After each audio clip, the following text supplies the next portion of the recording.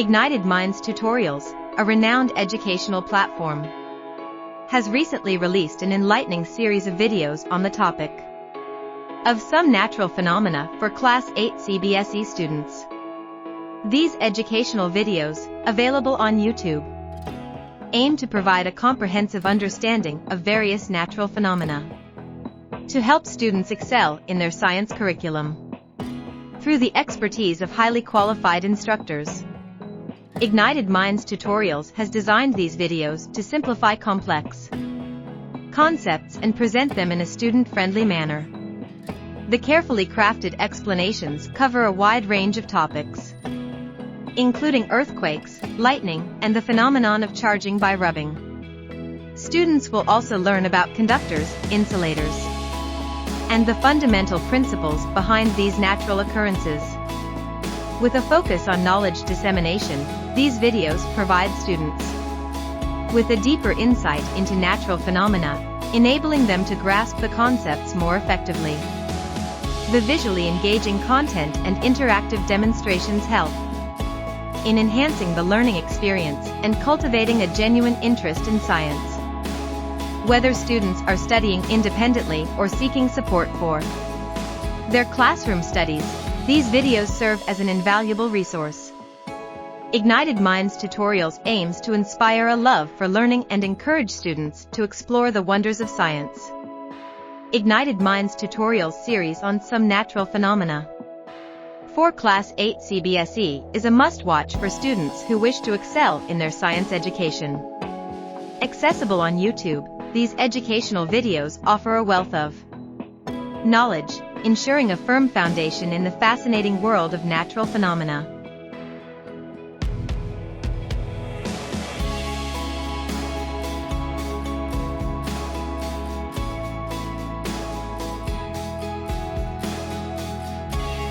Okay, people, we are going to start about this chapter, some natural phenomena. Natural phenomena मतलब nature में ये phenomena हो रहे हैं, ठीक है? These phenomena are basically happening in nature, ठीक है? So some natural phenomena, जैसे आपका lightning हो गया, ठीक है? So history of electric spark, ठीक है? Basics of charges, these are things that we are going to study, ठीक है? Okay, so let's say आपका भाई साहब यहाँ पे some natural phenomena में ये lightning हम सब ने देखी रहेगी, ठीक है? Okay, लाइटनिंग बहुत भयंकर होता है, मतलब इसका जो इम्पैक्ट आता है वो बहुत ही भयानक होता है, ठीक है? अगर किसी बिल्डिंग पे गिर गया तो पूरे बिल्डिंग को जला सकता है, किसी इंसान पे गिर गया तो मर सकता है, मर ही जाएगा, ठीक है? उसकी बचने की प्रोबेबिलिटी बहुत कम है। हम एक चीज को बोलते हैं मोर्टेलिटी रेट, ठीक है? मोर्टेलिटी रेट मतलब अगर किसी के ऊपर लाइटनिंग गिरा तो उसके बचने की पॉसिबिलिटी बहुत बहुत बहुत कम है, ठीक है? हार्डली, ठीक है? किसी गाड़ी पे गिर गया तो भी भाई साहब पूरा तहस नहस हो सकता है, किसी पेड़ पे गिर गया तो पूरा पेड़ झुलस सकता है। तो लाइटनिंग जो है ये होता क्यों है? सो लाइटनिंग आपका होता है, देखो क्लाउड्स होते हैं ऐसे, ठीक है? क्लाउड्स, ठीक है? ऐसे क्लाउड्स हैं, जब क्लाउड्स एक दूसरे से रब होते हैं तो इनमें इलेक्ट्रिसिटी जनरेट होती है और ये होती है स्टैटिक इलेक्ट्रिसिटी, ठीक है? Static electricity, plus charge generate हो सकता है, माइनस चार्ज जनरेट हो सकता है और सारे चार्जेस जो है तो अर्थ में फ्लो होते हैं, ठीक है? सारे चार्जेस अर्थ में फ्लो होते हैं। इस चीज को समझने की कोशिश कीजिए। अगर मैंने किसी लाइव वायर को टच कर लिया तो क्या होगा? करंट लगेगा मुझे। क्यों करंट लग रहा है? क्योंकि वो जो करंट जा रहा था वो अभी तार से नहीं जाएगा, वो मेरी बॉडी में आ जाएगा और मेरी बॉडी से अर्थ में जाएगा, ठीक है? तो हर एक चार्ज का ये एटीट्यूड रहता है या चार्ज को कहां फ्लो करना रहता है? आपके अर्थ में, ठीक है? Charges have the propensity to flow, ठीक है? to flow in the earth, in earth। तो हमारे बॉडी का सहारा लेते हुए समझ लो किसी लाइव वायर को मैंने टच किया, अभी तक करंट कैसे जा रहा था? समझ लो ये लाइव वायर है, ठीक है? ये करंट भाई साहब अपने रास्ते जा रहा था, ऐसे जो भी सोर्स है ये रास्ते ऐसे जा रहा था। मैंने जैसे इसको टच किया तो अभी ये करंट इधर नहीं जाएगा, ये मेरी बॉडी से होते हुए कहां पे जाएगा? अर्थ में जाएगा और इसीलिए मेरे को झटका लगेगा। समझ में आ रहा है ये, ठीक है? Now the current will flow from my body to the earth. Clear clear clear. आप देखोगे जब आपके ऐसे समझ लो ये लाइव वायर है और इसके ऊपर कोई चिड़िया बैठी हुई है, उसको कुछ नहीं होता वैसा, कबूतर लोग तो बैठ रहते हैं आराम से भाई साहब, उनका फीचिंग कुछ होता है? उनको नहीं होता। क्यों नहीं होता? वहां पे क्यों नहीं ऐसा हो रहा है? कबूतर तब तक नहीं बढ़ेगा या कोई भी चिड़िया तब तक नहीं मरेगी क्योंकि यहाँ पे ये जो करंट जा रहा है ये इसके शरीर से क्यों ही जाएगा, क्योंकि इसको तो अर्थ नहीं मिल रहा है ना। लेकिन यही कबूतर समझ लो यहां पे बैठा है और यहां से कोई पोल है, ऐसा पोल है, या अगर ये इसको हमने एक अर्थ में रख दिया तो ये मर जाएगा, ठीक है। जैसे ही इस कबूतर का या इस चिड़िया का कनेक्शन किसी अर्थ की चीज से हो जाएगा तब ये मर जाएगा, तब इसके बॉडी से करंट जाएगा, फट से जाएगा, ठीक है, एंड इट विल डाई।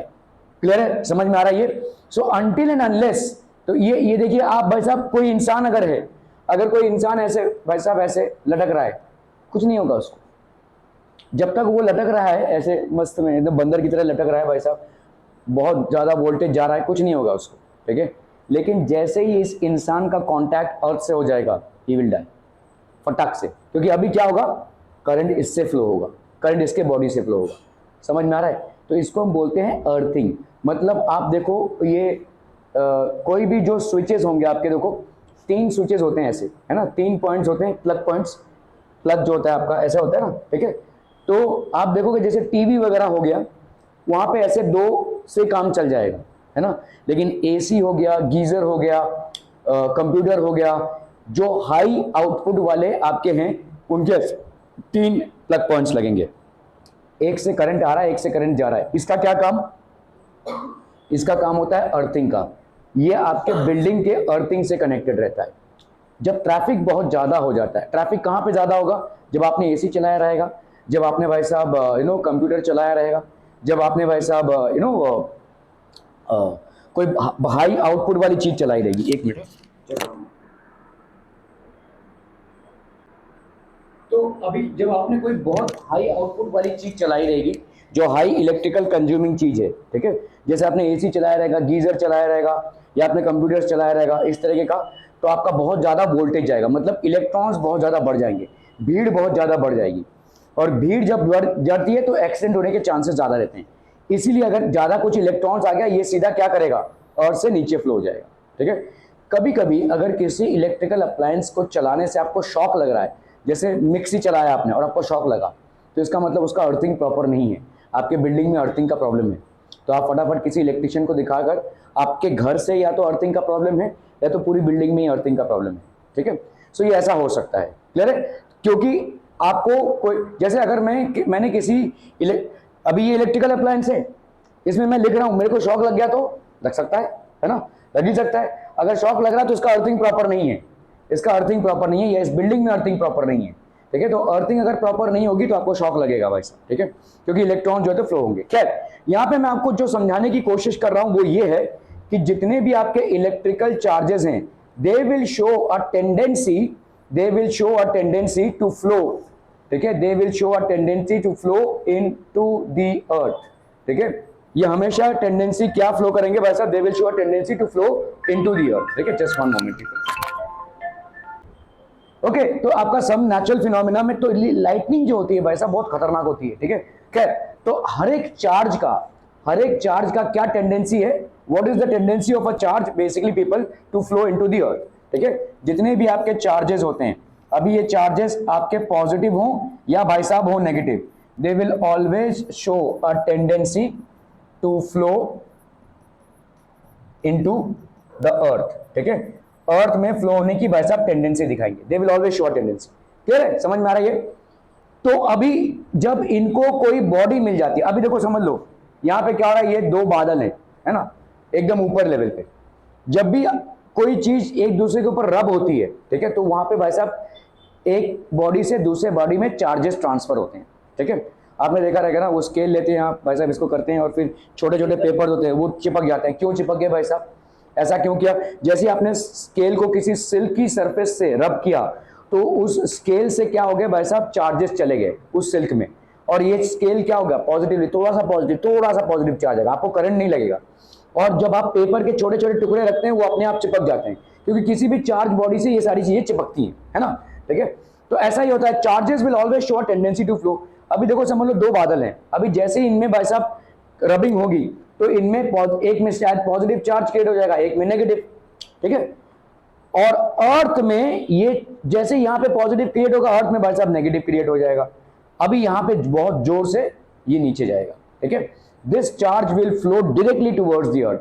और इसको अगर कोई मीडियम मिल जाए, देखो अर्थ एयर जो है वो एक इंसुलेटर है, air is an insulator.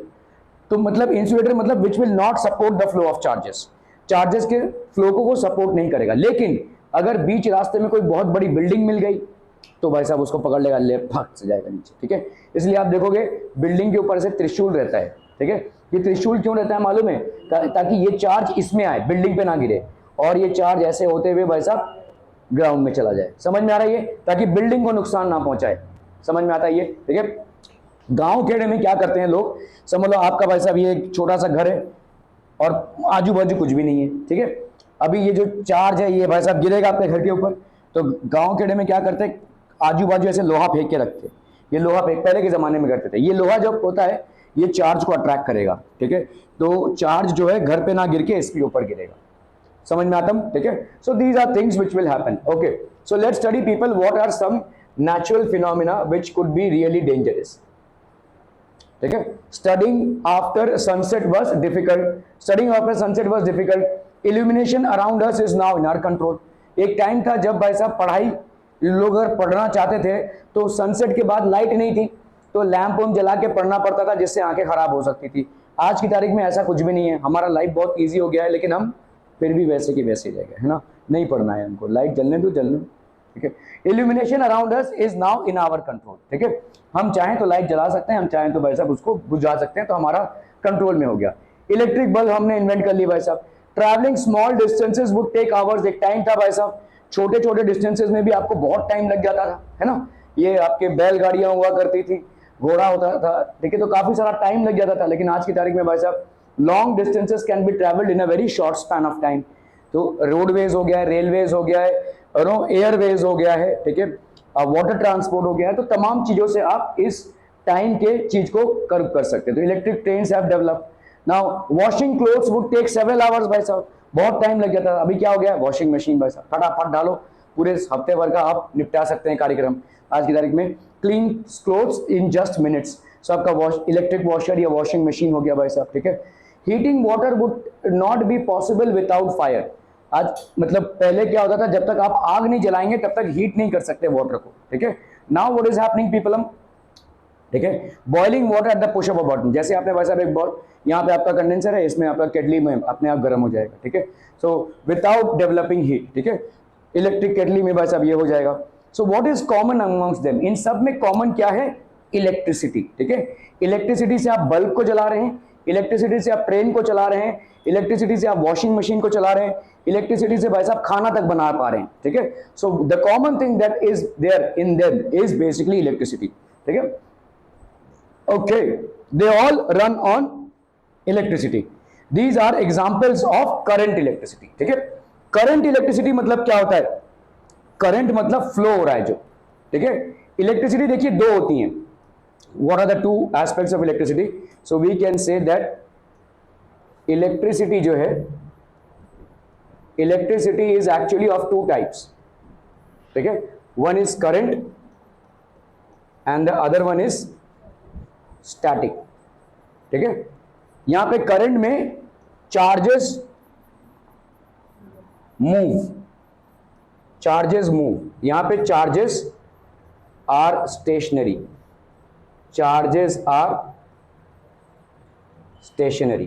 Clear है, समझ में आ रहा है। In electricity we have current electricity and static electricity. In current electricity charges continuously move, in static electricity charges are stationary. Charges भाई साहब आपके मूव नहीं करेंगे, ठीक है। Are we clear this one में? तो ये हो गया आपके charges in motion. In this chapter we will talk about charges at rest, ठीक है। तो हम किस टाइप की इलेक्ट्रिसिटी की बात करेंगे यहाँ पे, स्टैटिक इलेक्ट्रिसिटी की। We are going to talk about static electricity. These charges are at rest, they do not move, ठीक है। अगर ये मूव नहीं कर रहे हैं तो किसी इलेक्ट्रिकल अप्लायंस को चला नहीं सकते, ठीक है। मूविंग इलेक्ट्रिसिटी ही किसी इलेक्ट्रिकल अप्लायंस को चला सकती है, वो चाहे बल्ब हो, चाहे भाई साहब आपका फैन हो, चाहे एसी हो, चाहे भाई साहब कंप्यूटर हो, ये सब मूविंग इलेक्ट्रिसिटी के दौरान ही चल सकता है, ठीक है। स्टैटिक इलेक्ट्रिसिटी कोई अप्लायंस को ऑपरेट नहीं कर सकती क्योंकि वो एक जगह पे ठहरी हुई चार्जेस हैं, ठीक है। They are basically stationary charges. So we are going to specifically deal with static electricity. So this is basically an example wherein on a cloudy day there is thunder and lightning which is produced. This lightning will basically fall on things, ठीक है। देखो जैसे पेड़ के ऊपर गया तो पेड़ झुलस जाएगा ये, ठीक है। Okay, so lightning is what people, हम lightning history of charges tells 600 BC, ठीक है। तो यहां पे इन्होंने क्या किया था, देखो एक ग्लास पीस को इन्होंने किससे रब किया है, फर से रब किया है, ठीक है। सो फर से रब किया था। देन बेंजामिन फ्रैंकलिन इन 1752, ठीक है, ही बेसिकली कंडक्टेड दिस, और उन्होंने देखा कि भाई साहब कोई काइट में आप ऐसे चार्जेस को फ्लो करवा सकते हैं, ठीक है। That is what he basically conducted. Okay, basics of static electricity, what our basics of static electricity? An atom consist of 3 atomic सब पार्टिकल्स। एक एटम में देखो एलिमेंट होता है, एलिमेंट हर एक एलिमेंट है, जैसे आपका आयरन एक एलिमेंट है, कोबाल्ट एक एलिमेंट है, तो ये सब सारे क्या है भाई साहब आपके एलिमेंट्स। एलिमेंट का होता है भाई साहब एटम, और एटम में होते हैं आपके 3 particles, one is proton, electron और एक हो गया भाई साहब आपका neutron. Proton, electrons and neutrons, these are protons, electrons and neutrons, ठीक है। तो आपके प्रोटॉन्स हो गए ये, symbol of proton is P+ because protons are positively charge. Then we have neutrons, neutron हो गया भाई साहब आपका, ठीक है, ये आपका न्यूट्रल होता है because neutrons have got no charge, and symbol of electrons is E-। तो symbol of protons is P+, symbol of neutrons is N0 and symbol of electrons is E-। Clear है? ये आपके एटम में होंगे। हर एक atom में protons भी होगा, इलेक्ट्रॉन्स भी होगा और न्यूट्रॉन्स भी होगा। जितने आपके प्रोटॉन्स होंगे, द नंबर ऑफ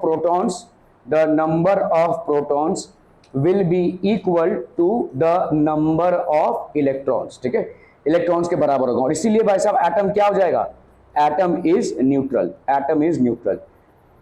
हर चीज एटम से बनी हुई है, आपकी बॉडी भी भाई साहब एटम से बनी हुई है, आपके बॉडी में जो फ्लूइड्स हैं वो एटम से बने हुए हैं, ठीक है। आपके बॉडी में जो भी सब्सटेंसेस है वो सारे के सारे एटम से बने हुए हैं, ठीक है। Okay, so because electrons are negatively charge, ठीक है, तो इलेक्ट्रॉन्स भाई साहब होते हैं आपके क्या, नेगेटिवली चार्ज। तो आपका पॉजिटिव चार्ज होता है प्रोटॉन के अंदर, number of protons is equal to number of electrons. यही मैं आपको बोल रहा था कि the number of protons that is total positive charge within an atom will be equal to the number of electrons, that is the total negative charge within an atom, ठीक है। Okay, so the charges on a proton and electron are numerically equal। तो आपके charges जो हैं, तो अगर मैं बोलूं कि किसी एटम में 17 प्रोटॉन्स है तो उस एटम में कितने इलेक्ट्रॉन्स होंगे, 17 इलेक्ट्रॉन्स होंगे। अगर मैं बोलूं किसी एटम में वैसा 15 प्रोटॉन्स हैं तो उस एटम में कितने इलेक्ट्रॉन्स होंगे, 15 इलेक्ट्रॉन्स होंगे। The number of protons, that is positively charged particles, will always be equal to the number of electrons, that is negatively charged particles। Are we clear to this one people? Okay, the charges on a proton and electron are equal and opposite। तो proton पे charge क्या है भाई साहब, plus, और electron पे charge क्या है भाई साहब, negative.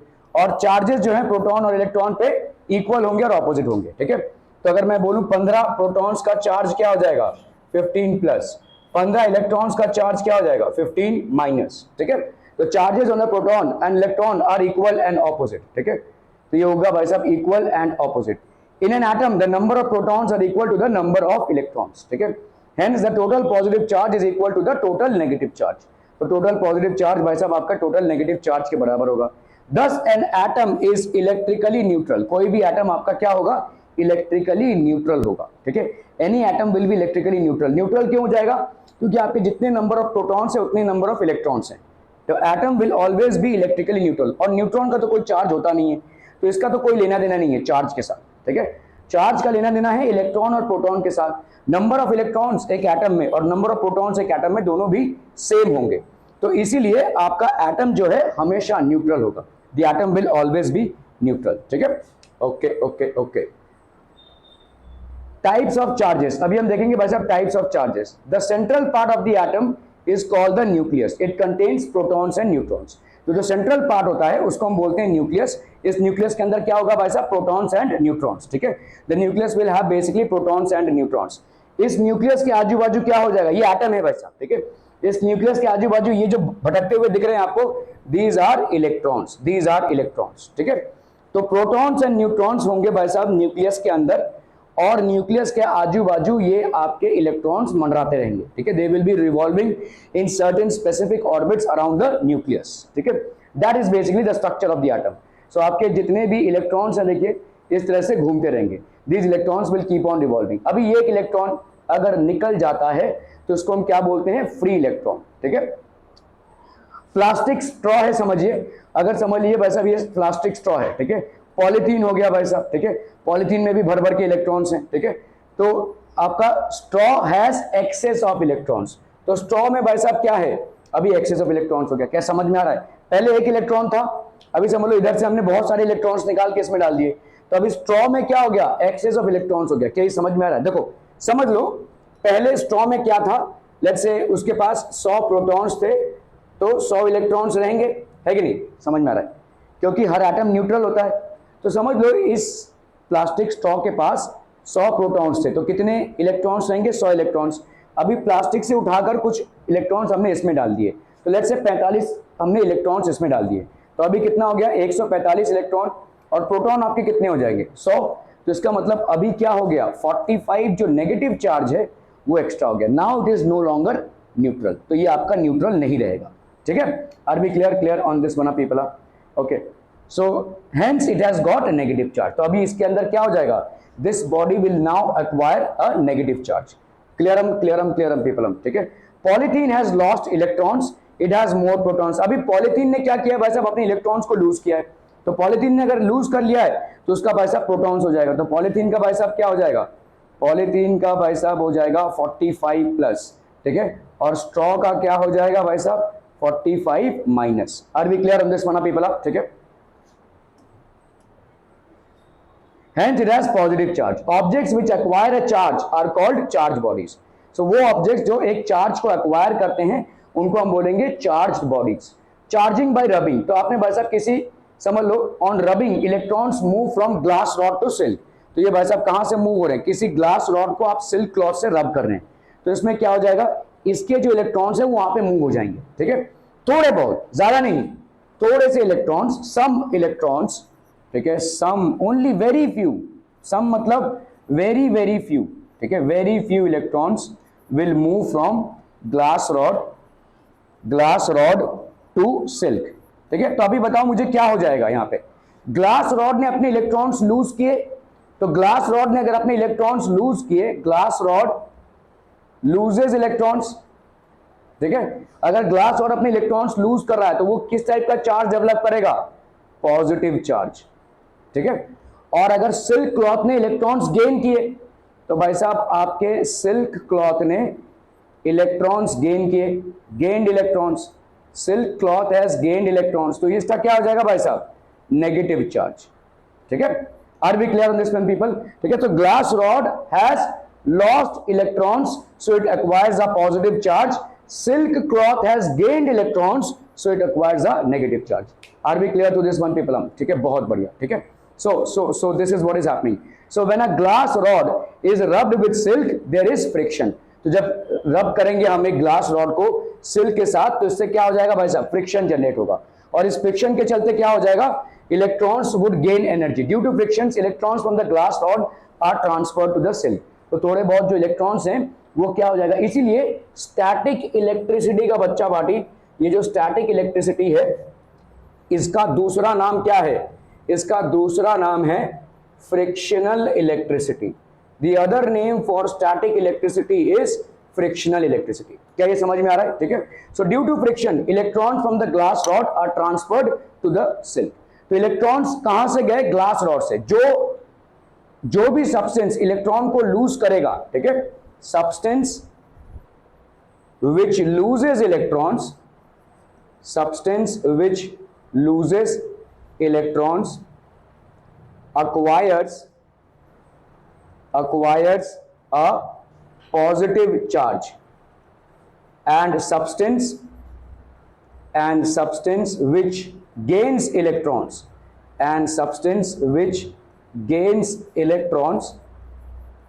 acquires a negative charge। ठीक है, तो जो सब्सटेंस भाई साहब इलेक्ट्रॉन लूज करता है वो किस टाइप का चार्ज एक्वायर करता है, पॉजिटिव। जो सब्सटेंस इलेक्ट्रॉन्स गेन करता है वो किस टाइप का चार्ज एक्वायर करता है, नेगेटिव। क्लियर है, समझ में आ रहा है? The substance which gains electrons acquires negative charge, the substance which loses electrons acquires positive charge. यहां पे ग्लास रॉड ने इलेक्ट्रॉन्स लूज किए तो यहां पे भाई साहब क्या चार्ज आ जाएगा, पॉजिटिव चार्ज। और सिल्क क्लॉथ ने इलेक्ट्रॉन्स गेन किए तो यहां पे क्या चार्ज आ जाएगा भाई साहब, नेगेटिव चार्ज। ठीक है, लेकिन ये बहुत बड़ी मात्रा में नहीं होगा, बहुत थोड़ा सा होगा।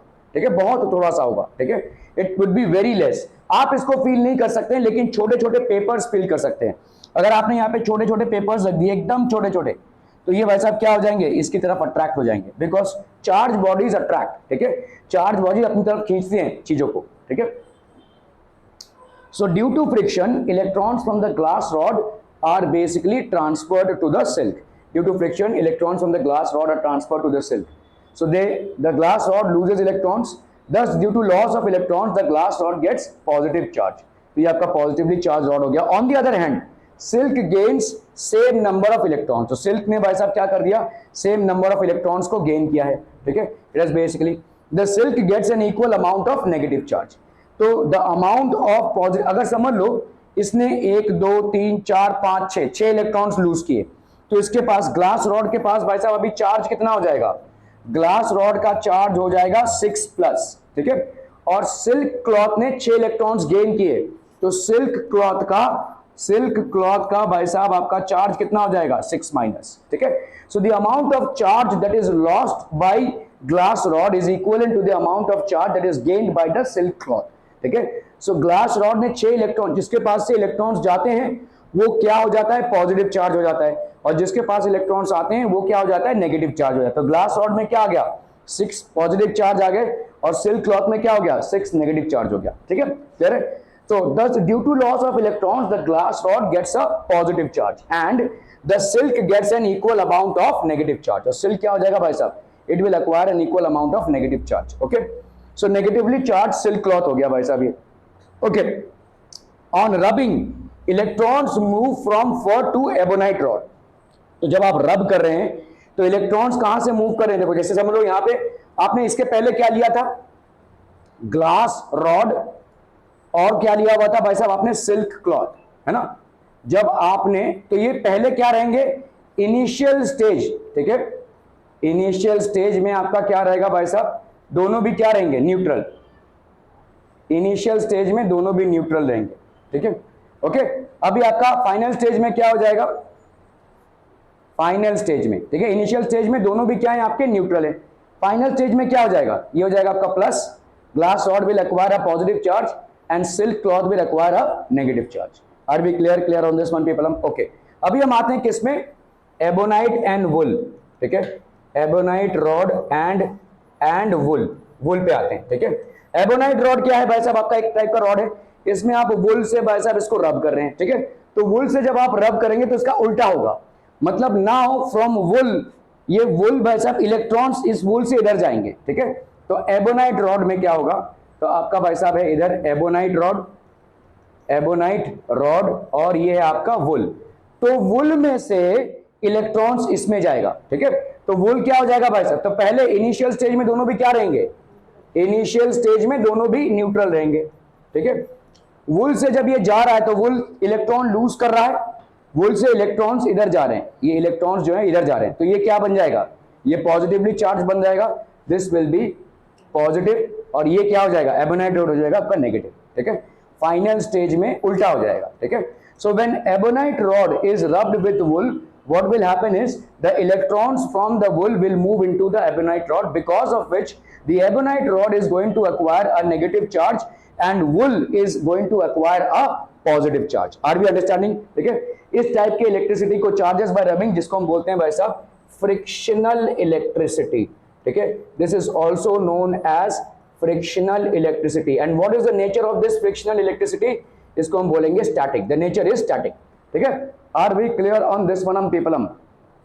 So due to friction, the fur loses electrons to the ebonite rod. तो फर में से इलेक्ट्रॉन्स निकल के किस में जाएंगे भाई साहब, आपके एबोनाइट रॉड में, ठीक है, okay. This is because in fur electrons are loosely bound as compare to the ebonite rod. तो इलेक्ट्रॉन्स भाई साहब आपके फर में बहुत लूजली बाउंड रहते हैं as compare to the ebonite rod, ठीक है। So it loses electrons. Thus, due to loss of electrons, the fur gets a positive charge. तो फर में किस टाइप का चार्ज आ जाएगा, positive charge. Are we clear है भाई साहब, बहुत बढ़िया, ठीक है। तो दो चीजें आपने देखी जिसमें दो अलग अलग हो रहा है, एक में सिल्क रॉड क्या एक्वायर कर रहा है, नेगेटिव चार्ज, और ग्लास रॉड क्या एक्वायर कर रहा है, पॉजिटिव चार्ज। यहाँ पे क्या हो रहा है, एबोनाइट रॉड में क्या हो रहा है, नेगेटिव चार्ज, और वुल में क्या हो रहा है, positive charge. The one which loses electrons will acquire positive charge, the one which gains electrons will acquire a negative charge. Are we clear through this one people? तो आपका देखो ये जो फर है, this will basically acquire a positive charge and ebonite rod is going to acquire a negative charge. Clear? Okay okay okay. On the other hand an ebonite rod gains some same number of electrons, and ebonite rod gets an equal amount of negative charge. तो ebonite rod में क्या हो जाएगा? Equal amount of negative charge हो जाएगा. ठीक है? Okay. Electron transfer, reason for friction electricity. तो आपने देखा भाई साहब, इधर क्या हुआ था? ग्लास रॉड से इलेक्ट्रॉन्स किधर गए थे? सिल्क क्लॉथ में. और इधर क्या हुआ था? फर से इलेक्ट्रॉन्स किधर आए थे? एबोनाइट रॉड में. तो पॉजिटिव चार्ज कभी इधर उधर नहीं जाता है, प्रोटॉन्स कभी ट्रांसफर नहीं होते हैं. ध्यान देना यहाँ पे. ठीक है? Only electrons are transferred, only electrons are transferred. ठीक है? पॉजिटिव चार्ज इधर उधर नहीं जाते हैं. ठीक है? क्लियर है? Okay. In both these cases there was friction. Friction होता है भाई साहब. आप जब भी दो सरफेसेस को रब करते हैं तो there is an opposing force. ठीक है? जो उसको अपोज करता है. आप अगर वैसा ऐसे करेंगे तो आपके हाथ गर्म हो जाएंगे. ये हाथ क्यों गर्म हो गया भाई साहब? क्योंकि फ्रिक्शन जो है आपको मूवमेंट को अपोज कर रहा है, तो ये हाथ गर्म हो गया है, हीट डेवलप हो गया है. फ्रिक्शन क्या कर रहा है? आपके फोर्स को अपोज कर रहा है. It is opposing the force. आप जब गाड़ी चला रहे होंगे, जब आप ब्रेक लगाते हैं, मतलब समझ लीजिए साइकिल चला रहे हैं, ब्रेक लगाते, तो कैसे रुक गया भाई साहब? ब्रेक और साइकिल में भाई साहब फ्रिक्शन डेवलप होता है और उसको रोक देता है. टायर्स और रोड में फ्रिक्शन डेवलप होता है, उसको रोक देता है भाई साहब. ठीक है? क्लियर है? So that is how it develop. Tyres में आपको देखो ऐसे, वो टायर कभी भी प्लेन नहीं होता है, टायर में ऐसे ऐसे रहते हैं. क्यों? क्योंकि ताकि फ्रिक्शन डेवलप हो, रोड को पकड़ के चले वो. ठीक है? ओके. तो आपका यहाँ पे फ्रिक्शन डेवलप होता है. फ्रिक्शन से क्या होती है भाई साहब? चीजों की एनर्जी बढ़ जाती है. और जब एनर्जी बढ़ जाती है, देखिए फ्रिक्शन होता है, फ्रिक्शन से क्या हो जाएगा भाई साहब? एनर्जी बढ़ जाएगी. एनर्जी बढ़ जाएगी तो क्या हो जाएंगे? इलेक्ट्रॉन्स एक से उधर से चले जाएंगे. ठीक है? So in both this cases there was friction. Due to friction there is transfer of electrons. ठीक है? From glass rod to silk, from fur to ebonite rod. ठीक है? These electrons transfer due to friction is called frictional electricity. तो ये जो electron का transfer है due to friction, this is known as frictional electricity. On rubbing the two bodies, electric charges are developed on both bodies simultaneously. जब हम रब करते हैं दो बॉडीज को, तो दोनों भी बॉडीज में साइमल्टेनियसली इलेक्ट्रिकल चार्जेस डेवलप हो जाते हैं. ठीक है? Both the bodies. जैसे यहाँ पे आपका प्लस होगा तो इधर माइनस होगा, उधर प्लस है तो इधर माइनस होगा. ऑपोजिट चार्ज और equal amount of charge. When two bodies are rubbed together, both will develop opposite charges and equal amount of charges. इसमें अगर 3 पॉजिटिव चार्ज जनरेट हुआ तो इसमें कितना हो जाएगा? 3 नेगेटिव चार्ज जनरेट होगा. ठीक है? Okay. The body which possesses electric charge is called a charge body. तो इसको हम बोलेंगे भाई साहब चार्ज बॉडी. अभी इंटरेक्शन ऑफ चार्जेस पढ़ेंगे. देखो, स्टैटिक चार्जेस मतलब जो चार्जेस फ्लो नहीं होते हैं. ठीक है? Static charges are charges which do not flow, which do not flow or which do not move. Static charges are charges which do not flow or which do not move. ठीक है?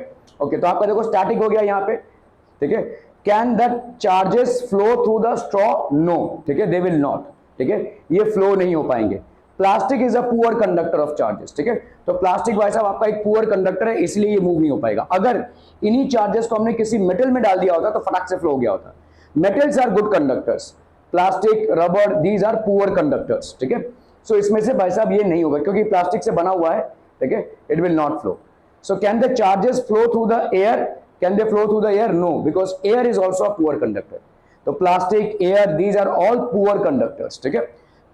Air is a poor conductor of charges, hence these charges cannot move. The electrical charges which cannot move are known as static charges. So उन तमाम charges की अगर हम बात करें जो move नहीं कर सकते हैं, because उनको जो medium मिला हुआ है move करने के लिए, वो एक basically क्या है? bad conductor वाला medium मिला हुआ है. ठीक है? So move नहीं करते हैं जो the charges which do not move because the medium, ठीक है, is a poor conductor. medium आपका क्या है भाई साहब? एक पुअर कंडक्टर है. Medium is a poor conductor. ठीक है? So then they will be known as static charges. Are we clear on this one people? ठीक है? Okay. They will be known as static charges. This is also called static electricity. इस type की electricity को हम क्या बोलते हैं? Static electricity. ठीक है? Two charge glass rods repel each other. आप भाई साहब एक ग्लास रॉड लो. देखो, ग्लास रॉड को जब अपने सिल्क क्लॉथ से किया था रब, तो क्या डेवलप हुआ था? उसमें पॉजिटिव चार्ज है ना. तो समझ लो ये ग्लास रॉड है और यहाँ पे आपने रब किया तो यहाँ पे पॉजिटिव चार्ज डेवलप हो गया. दूसरे एक और ग्लास रॉड को लाते हो, उसको भी भाई साहब सिल्क क्लॉथ से रब करते हो, तो यहाँ पे भी पॉजिटिव चार्ज डेवलप हो गया. अभी क्या होगा, इन दोनों को जब सामने लाने की कोशिश करोगे तो ये चिपकेंगे। जैसे मैग्नेट में नॉर्थ पोल और नॉर्थ पोल एक दूसरे को चिपका रहे हैं, ठीक है, या साउथ पोल और साउथ पोल एक दूसरे को रिपेल करता है, वैसे यहाँ पे भी आपके जो इक्वल मैग्नीट्यूड के चार्जेस हैं they will repel each other, ठीक है। So two charge glass rods repel each other, ठीक है। अब ये आपका एक ग्लास रॉड है, ये आपका एक ग्लास रॉड है, ये भी आपका भाई साहब क्या है, ग्लास रॉड है। This glass rod is basically rubbed with silk. This is also a glass rod which is rubbed with silk. Now you have seen that an ebonite rod, अगर हम भाई साहब लेते हैं क्या, ebonite rod, और इसको हम रब करते हैं किससे, वुल से, तो इसमें क्या डेवलप होता है, नेगेटिव, ठीक है। तो यहां इन दोनों के बीच में क्या होगा भाई साहब, रिपल्शन, ठीक है। They will repel each other, they will repel each other, ठीक है। यहां पे भाई साहब है आपका ग्लास रॉड, ठीक है, this is basically glass rod, और ये हो गया भाई साहब आपका क्या, एबोनाइट, दिस इज एबोनाइट, ठीक है। ये हो गया आपका प्लस, तो इसमें क्या डेवलप हो जाएगा भाई साहब, माइनस। अभी ये दोनों क्या होंगे, एक दूसरे को अट्रैक्ट करेंगे, दे विल, ठीक है, अट्रैक्ट, ये एक दूसरे को एक तरफ खींचेंगे, अट्रैक्ट करेंगे, ठीक है। तो इसका मतलब हम क्या बोल सकते हैं, लाइक चार्जेस। अगर भाई साहब आपके चार्जेस क्या हैं, दोनों भी सेम है, जैसे प्लस चार्जेस है या माइनस चार्ज है, अगर प्लस चार्ज है और ये भी प्लस चार्ज है तो इसमें क्या होगा भाई साहब, रिपल्शन होगा, लाइक चार्जेस रिपेल, ठीक है। और अगर अनलाइक चार्जेस है, एक प्लस है एक माइनस है, तो अनलाइक चार्जेस अट्रैक्ट, ठीक है। Like charges repel and unlike charges attract each other. Are we clear on this one people, hmm, ठीक है, okay. So suspend a glass rod rubbed with silk cloth using a silk thread. तो आपका भाई साहब एक silk thread है और ये ग्लास रॉड है, ग्लास रॉड में पूरा पूरा क्या है भाई साहब, आपका पॉजिटिव चार्जेस हैं, ठीक है, ये पॉजिटिवली चार्ज है। Bring another glass rod rubbed with silk cloth close to the first rod, तो इसको आप भाई साहब पास ला रहे हैं, पॉजिटिवली चार्ज, ठीक है।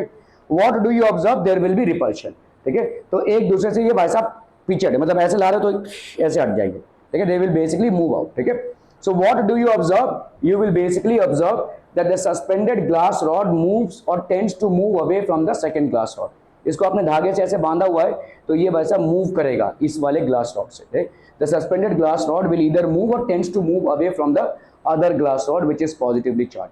Both the glass rods are positively charge, hence they would repel each other. Repulsion मतलब चिटकना, ठीक है, both will repel each other. Like charges, तो इसके लिए आपका फंडामेंटल यहाँ पे क्या हो गया, like charges repel each other. Like charges आपके क्या कर रहे हैं, they are repelling each other, ठीक है, okay. Two charge ebonite rods repel each other. अभी एबोनाइट रॉड को आपने किससे रब किया रहेगा, वुल से, और उसमें क्या डेवलप हुआ रहेगा, नेगेटिव चार्ज। तो एक नेगेटिव चार्ज एबोनाइट रॉड को दूसरे नेगेटिव चार्ज एबोनाइट रॉड के पास ला रहे हैं आप, दोनों भी भाई साहब लेट्स से एबोनाइट रॉड है और दोनों नेगेटिव चार्ज है, तो ये चिटक जाएंगे, ठीक है। दो ग्लास रॉड्स को अगर आप ला रहे हो, दो चार्ज ग्लास रॉड्स को, तो भी चिटक जाएंगे, ठीक है। लेकिन अगर आप एक ग्लास रॉड को और एक एबोनाइट रॉड को ला रहे हो तो ये चिपक जाएंगे, क्यों, क्योंकि एक में पॉजिटिव है दूसरे में आपका नेगेटिव, ठीक है, okay. So two charge ebonite rods repel each other. Suspend using silk thread and ebonite rod rub with fur to a stand. तो ये एक एबोनाइट रॉड है जिसको आपने फर से रबिंग की है। जब आप इसको फर से रबिंग करते हैं तो फर से नेगेटिवली चार्ज इलेक्ट्रॉन्स कहां पे आ जाते हैं, एबोनाइट रॉड में, जिसके वजह से फर में पॉजिटिव चार्ज डेवलप हो जाएगा थोड़ा बहुत, और एबोनाइट रॉड में आपका नेगेटिव चार्ज डेवलप हो जाएगा। तो you have done what, you have suspended using silk thread and ebonite rod rub with fur to a stand. अभी आप भाई साहब एक दूसरा एबोनाइट रॉड आ रहे हैं, ठीक है, नेगेटिवली चार्ज है। Bring another ebonite rod rub with fur near the suspended rod, so ये आपका नेगेटिवली चार्ज है, ठीक है। What do you observe, there is basically a repulsion, so you will observe a certain amount of repulsion. So we observe that ebonite rod moves or tends to move away from the suspended rod. तो आपका ebonite rod जो है move करेगा, या तो it will show a tendency to move away from the suspended rod. Both the ebonite rods have negative charges, so they repel each other.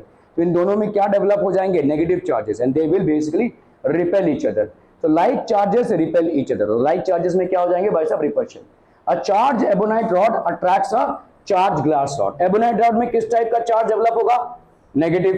Glass rod में किस type का चार्ज डेवलप होगा, positive. तो वह charge ebonite rod attracts the charge glass rod, ठीक है, charge ebonite rod attracts the charge glass rod. Suspend using silk thread a glass rod rub with silk cloth to a stand, ठीक है। तो ये आपका भाई साहब हो गया, ये पॉजिटिवली चार्ज पार्टिकल हो गया। Bring an ebonite rod rubbed with fur near the suspended glass rod, तो इसको हम भाई साहब इसके पास ला रहे हैं, नेगेटिवली चार्ज है। what do you observe? They will both attract each other. We observe that ebonite rod moves or tends to move towards the suspended rod. So unlike charges attract each other. Like charges will repel each other and unlike charges will attract each other. क्या ये समझ में आ रहा है? Like charges will repel and unlike charges will attract. Like charges किसको बोलेंगे? Plus और प्लस को हम बोलेंगे like charges. They will क्या? They will repel each other. Minus और माइनस को हम बोलेंगे like charges. They will do what? They will repel each other.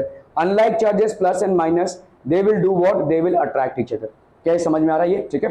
Are we clear on this one? Okay. Laws of electrostatic attraction and repulsion. Two like charges repel each other. ठीक है? Two unlike charges attract each other. So two like charges repel each other and two unlike charges attract each other. Okay. Let's talk about electroscope. अब electroscope क्या होता है? ये detect करता है कि किसी बॉडी में चार्ज होता है या नहीं. ठीक है? ओके.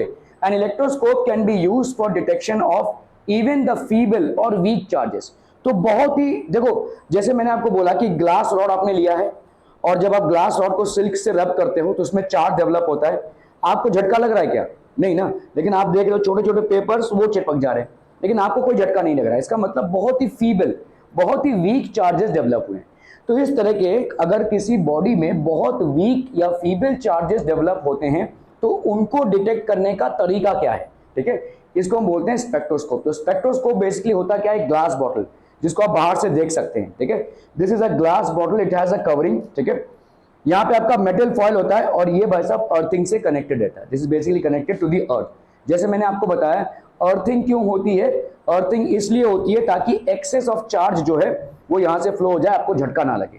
ठीक है, किसी भी इंस्ट्रूमेंट में अगर आपको झटका लग रहा है तो उसका मतलब आपके घर में अर्थिंग का प्रॉब्लम है या आपकी बिल्डिंग में अर्थिंग का प्रॉब्लम है. ठीक है, क्योंकि जो भी एक्स्ट्रा इलेक्ट्रॉन्स होते हैं वो कहाँ चले जाएंगे? अर्थ में चले जाएंगे.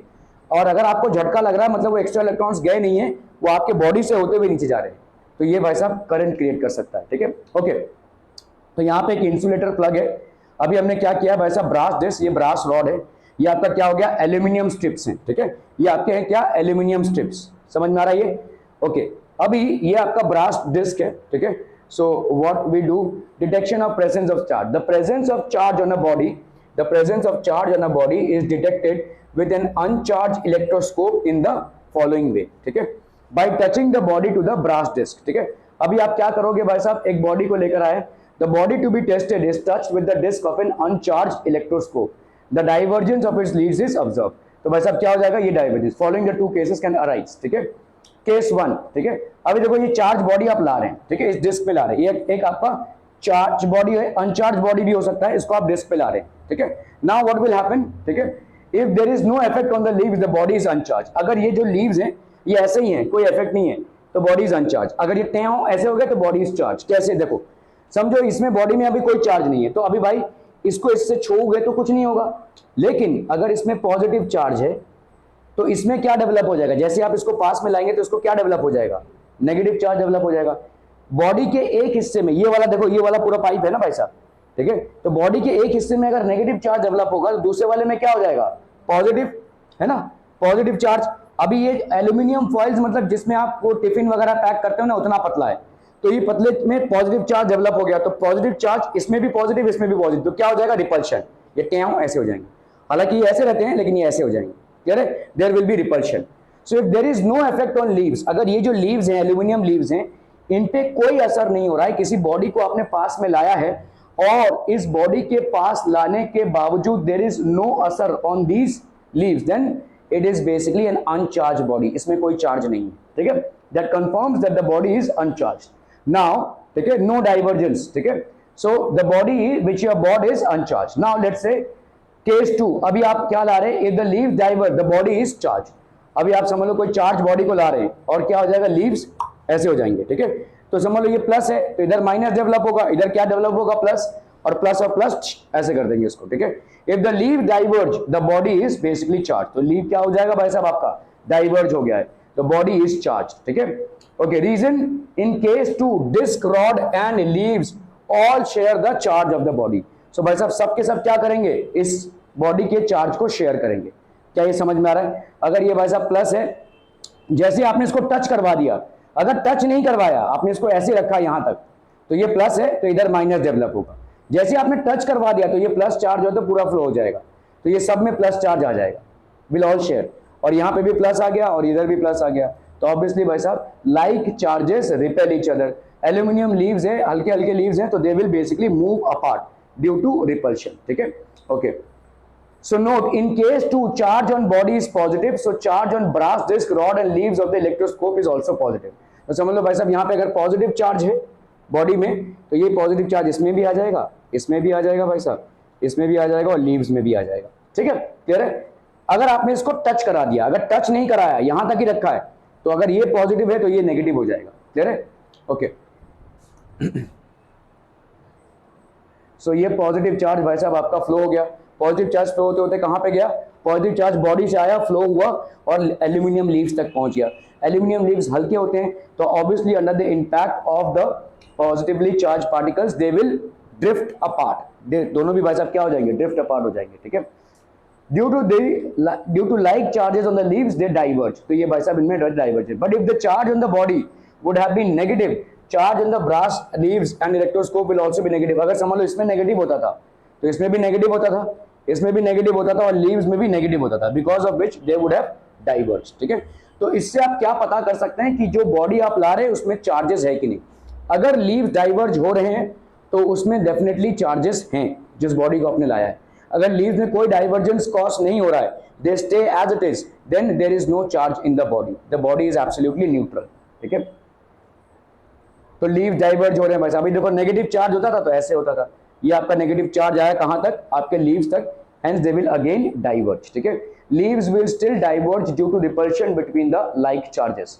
Touch the end of the lid, ठीक है, लीव्स कन्वर्ज। अगर जैसे आप इसको टच करेंगे, ये बता सकते हैं क्यों हो रहा है, जैसे आपने इसको टच किया, अभी चार्ज है तो ये ट्याव ऐसे हो जाएगा, क्यों, क्योंकि अभी ये जैसे मैंने आपको बोला कि आपके बॉडी से अभी अर्थ में ये फ्लो होगा, ठीक है। So these charges will flow through your body to the earth. Are we clear on this one people, ठीक है। So what do you observe, the strips come back to their original state. How, because why does this happen, the foil strips lose their charge through our body. तो हमारे body से भाई साहब अर्थ तक ये charge flow हो जाएगा, हमको झटका नहीं लगेगा, छोटा सा यही है, ठीक है। It is not going to cause any accident. Strips are discharge, तो स्ट्रिप्स आपके भाई साहब डिस्चार्ज हो गए, ठीक है। Consider this to be a charge body, समझ लो ये भाई साहब एक चार्ज बॉडी है और इसमें पूरे में क्या है, आपका नेगेटिव चार्ज है, ठीक है। Consider this to be a charge body and this entire body has basically got what, negative charge. Actually ये थोड़ा सा लंबा है, will do this tomorrow. Thank you so much for your valuable time.